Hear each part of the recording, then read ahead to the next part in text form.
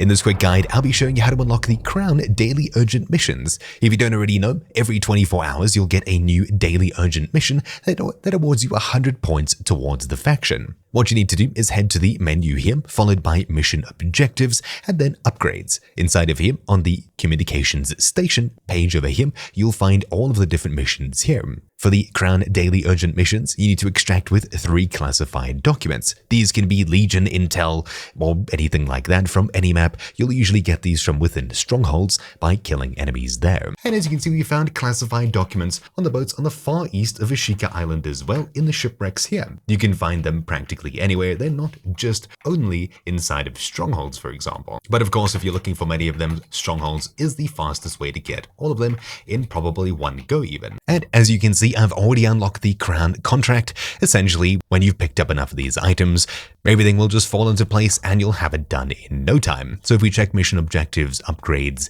then communication station, you can see we've unlocked it here. Super easy. Anyways, that's about it for this quick video, so thank you all for watching. My name is Troubleshoot, and I'll see you all next time. Ciao.